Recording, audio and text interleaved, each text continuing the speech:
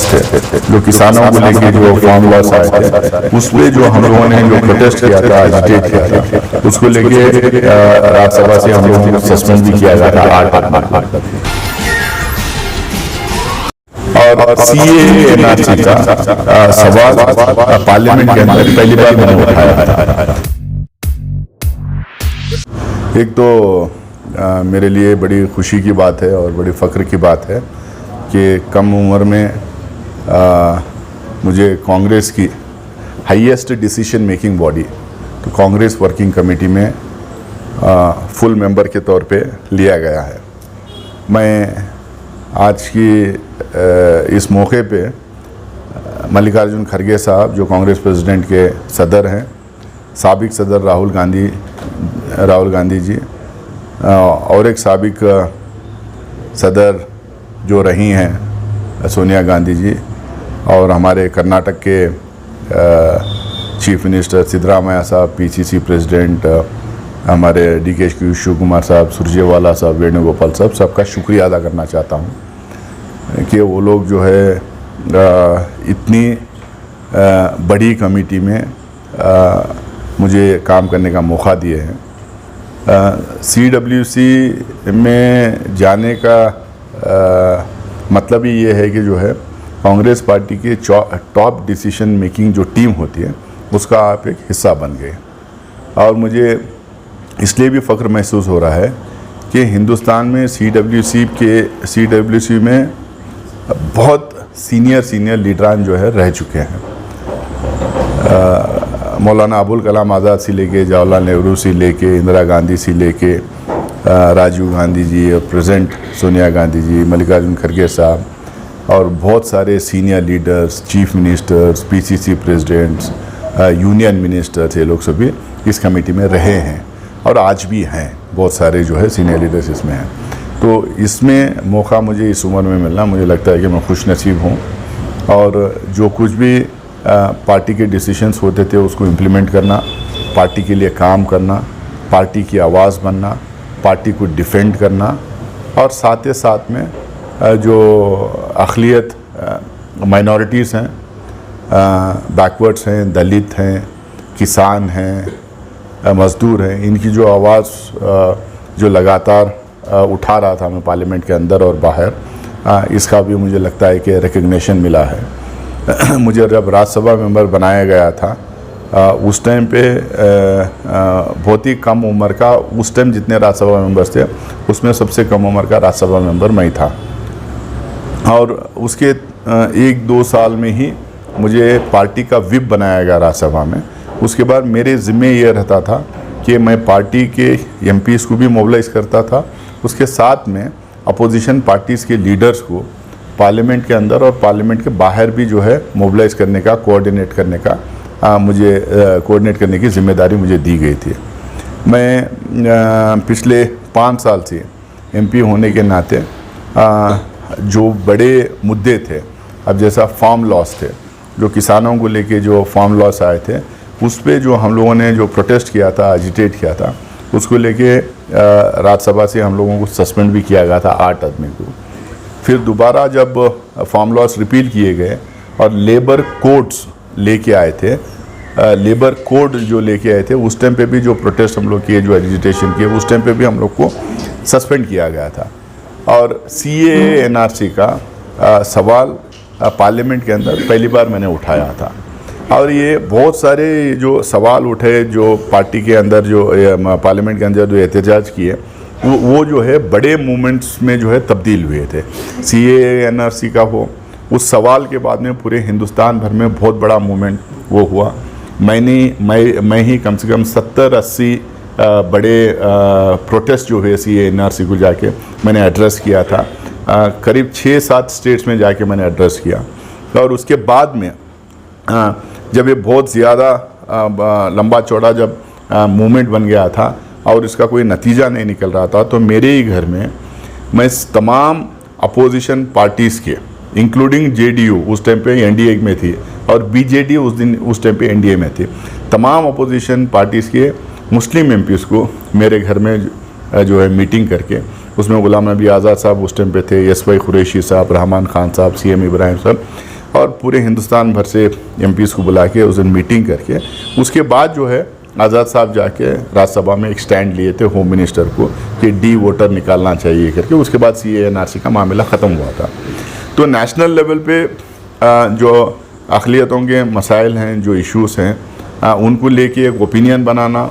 उनको लेके ऑर्गेनाइज़ करना और उनको लेके अलग अलग जो मुख्तलिफ़ जगहों से जो लीडर्स हैं, NGOs हैं, हमारे उलमा इकराम हैं, उनका भी एक कोऑर्डिनेशन करना, ये काम जो हम पिछले 5 साल से लगातार करते आया था।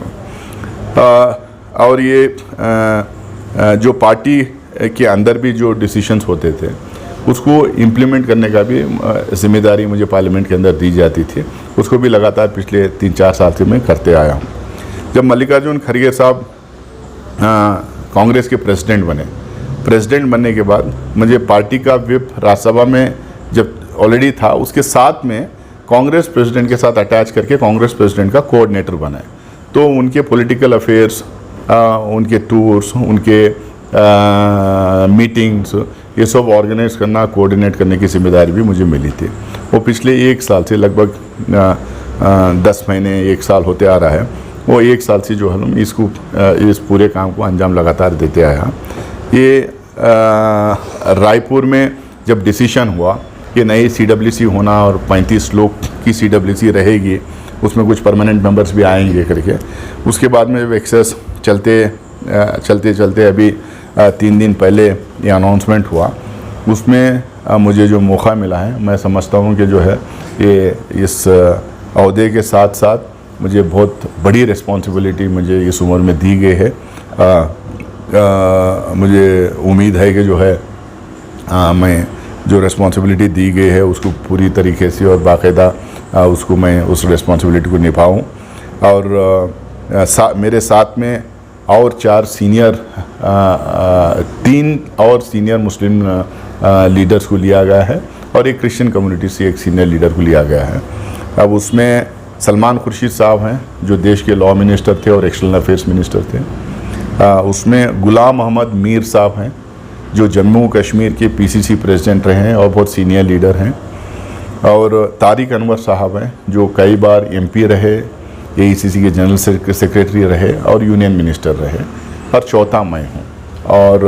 क्रिश्चियन कम्युनिटी से ये के एंटोनी साहब को लिए हैं जो फॉर्मर चीफ मिनिस्टर हैं, केरला के यूनियन डिफेंस मिनिस्टर रहे, ये सब इनको लिए गए। अब ये फुल मेंबरशिप में, परमानेंट मेंबरशिप में एक और मुस्लिम को लिया गया है, वो हामिद कर्रा साहब जम्मू एंड कश्मीर के। तो ये हम लोगों के अब ज़िम्मे हैं कि हम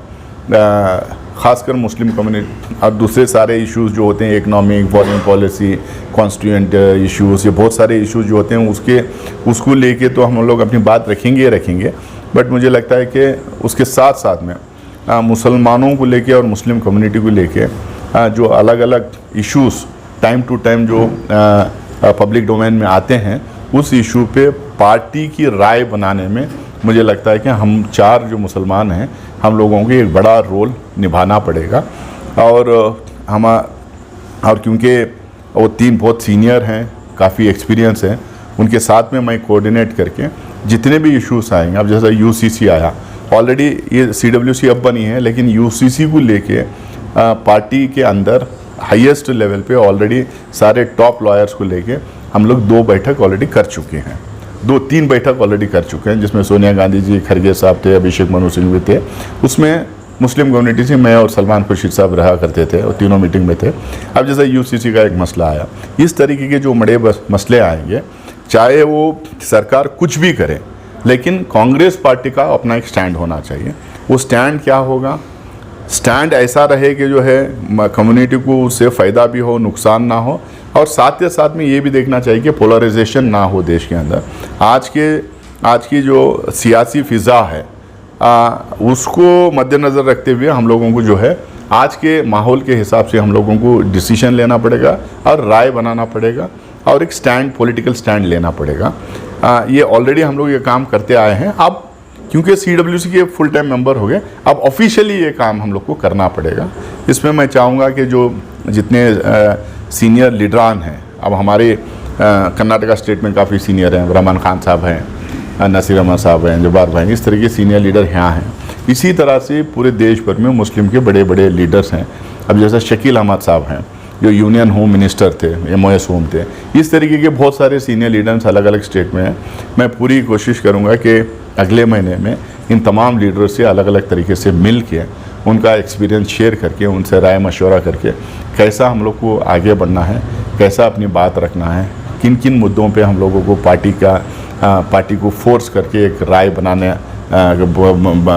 का काम करना है, इन तमाम बातों को मैं उनसे जाके मिल के राय लूँगा, राय मशवरा करके फिर आने वाले दिनों में मैं इस पे काम करने की कोशिश करूँगा। और कर्नाटका में जो दूसरी लीडरशिप है उसके अलावा मैं तमाम मुस्लिम लीडरों का शुक्रिया अदा करना चाहूँगा, क्योंकि रहमान खान साहब हो या हमारे नसीर साहब हो, जब्बार साहब हो, तनवीर सेठ साहब, हारिस भाई, हमारे ज़मीर अहमद साहब हो, रहीम खान साहब हो, इंडसगिरी साहब हो, इकबाल अहमद सरडी साहब, ये लोग जो है हमेशा बहुत प्यार दिए हैं, बहुत सपोर्ट किए हैं, इंकरेज किए हैं। इन तमाम लोगों से सबसे कम उम्र का मैं था जब मैं MP बना। MP जब नहीं भी बना था तो बहुत सपोर्ट ये लोगों ने किया है। MP बनने के बाद तो बहुत ही ज़्यादा सपोर्ट ये लोग किए हैं, बहुत इज़्ज़त दिए हैं, बहुत प्यार दिए हैं। इससे भी जो हम बहुत अपनी ताकत मिलती है इन तमाम चीज़ों से, और मुझे एक बड़े लेवल पे फंक्शन करने के काम करने के लिए मुझे आसान भी हुआ। और जो बल्लारी तरफ भी जो हम लोग लीडरशिप देने की कोशिश की, जो काम करने की कोशिश की, उसका ये नतीजा था कि वो पूरी डिस्ट्रिक्ट में हम लोग जो है माइनॉरिटीज़ को, ख़ासकर मुसलमान को एक तरफ करके पिछले इलेक्शन में जिताने में भी कामयाब हुए। तो जो काम हमारे बुज़ुर्ग लीडर्स जो किए हैं, जाफ़र शरीफ साहब, अजीज़ सेठ साहब, रहमान खान साहब, मोहम्मद अली साहब, ये लोग सब जो है जिस तरह से यहाँ एक हमेशा एक बैलेंस्ड और अच्छी मुस्लिम रहनुमाई को जो इस्टेब्लिश किए और बरकरार रखे, और कलेक्टिवली जिस तरह से मिल के मुस्लिम इश्यूज़ पे लीडरशिप से, चाहे वो लड़ के यानी बातचीत करके वो जो मसलों को हल किए, और साथ में बाकायदा जो है चाहे वो MLAs हो, MP में हो, मिनिस्ट्री में हो, काउंसिल में हो, अपना हिस्सा जो लेने में कामयाब होते थे, उस रिवायत को मुझे लगता है कि हम तमाम लोगों को मिलकर कंटिन्यू करना पड़ेगा। और मेरे तरफ से जो भी मेहनत हो सकती है और जो भी होगा, जो भी उसके लिए करना पड़े, मैं, क्योंकि